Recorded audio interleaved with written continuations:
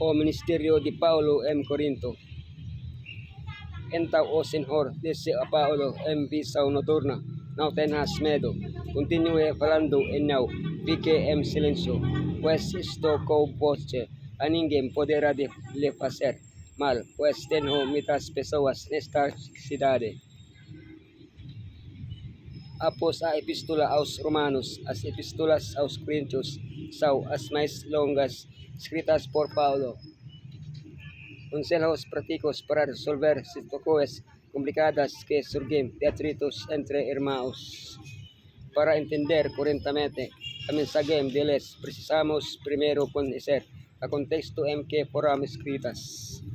O chamado de Paulo, a viagem a Corinto, a cidade de Corinto, os Coríntios, as cartas aos Coríntios.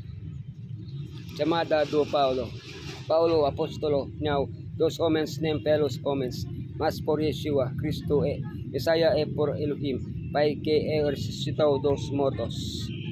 Além dos 12 escolhidos por Yeshua, a Bíblia menciona outros apóstolos como Matias, Barnabé, Tiago e Paulo. Como Paulo se tornou apóstolo por escolha de Yeshua, quando ele foi eleito do ventre da mãe, quando ele foi chamado na estrada para Damasco, de quem era ele apóstolo dos gentios. Desde o momento de seu chamado, a vida de Paulo esteve centrada em Yeshua, pensava em Yeshua, falava sobre Yeshua, compartilhava Yeshua com todos.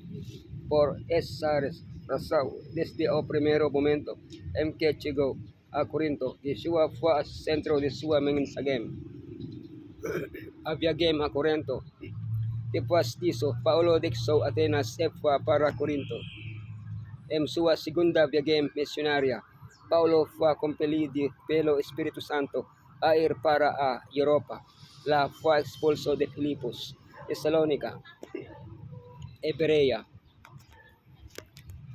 Em Atenas, após pregar aos judeus na sinagoga e aos gentios na praça, foi chamado a pregar no Areopago.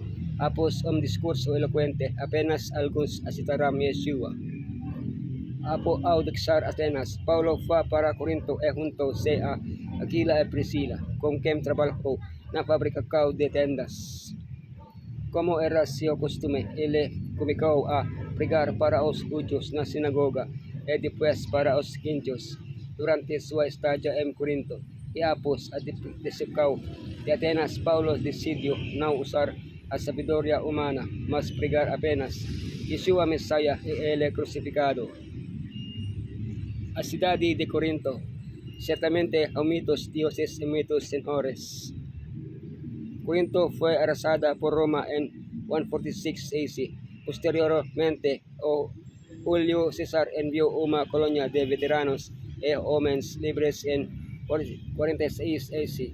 Finalmente, a cidade se recuperou totalmente em 44 AC, quando Paulo a visitou. Era importante centro comercial. A importância de Corinto reside em sua localização no istmo de Corinto, abastecida por duas importantes portos comerciais, Lequien no Golfo de Corinto e Centrias no Golfo Sarônico.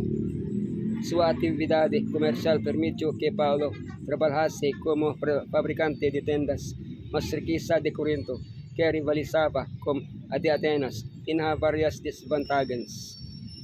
Idolatria e moralidade sexual preencheram a cidade a permearam sua cultura. Grande parte das mensagens de Paulo aos Coríntios tenta erradicar esses problemas que estavam se infiltrando na igreja. Os Coríntios. Então o Senhor disse a Paulo em visão de noite: não temas, mas fale e não fiquem em silêncio. Os judeus de Corinto rejeitaram a mensagem, porquanto Paulo a deixar a sinagoga e começar a se reunir com os gentios em uma casa adjacente à sinagoga. A depravação que presenciou entre os gentios, assim como o desprezo e insulto dos judeus, lhe causaram grande angústia de espírito. Duvidava da sabedoria de tentar construir uma igreja como o material que encontró Ali. Naquele momento, Yeshua apareció en visão nocturna para encorajar Paulo a continuar su tarefa entre os corintios, asegurando-lhe que muitos receberían a mensaje. Fortalecido por esa visão, Paulo permaneció en Corinto por ano e medio. Finalmente, os judíos levarán Paulo aos tribunais. Cuando dejó Corinto, una igreja importante ya había sido creada. As cartas aos Corintios, pues fue informado sobre vos, míos hermanos, pelos de familia de Chloe, que ha conflictos entre vos. 1 Corintios 1:6, informado por Chloe sobre varios problemas na igreja, Paulo os adverte sobre pacues, moralidade sexual, procesos judiciais e prostituição. 1 Corintios 7:16. A família de Chloe também lhe trouxe uma carta com várias perguntas da igreja sobre temas aos quais Paulo respondeu sobre casamento, divórcio, celibato, comida sacrificada aos ídolos, conduta no culto, o uso de dons espirituais, a ressurreição. 2 Corintios, essa segunda epístola que sobreviveu, embora Paulo tenha escrito mais algumas, talvez antes das duas que estão preservadas e ou no intervalo entre elas. Ele elogia os Corintios pela forma como resolverão alguns problemas, mas os incentiva a ver o mundo pelo prisma do Evangelho, evitando a influência da cultura ao redor. Os mensageiros de Yeshua nas grandes cidades não devem se desanimar com a impiedade inústica e depravação que são chamados a enfrentar ao tentar proclamar as boas novas da salvação.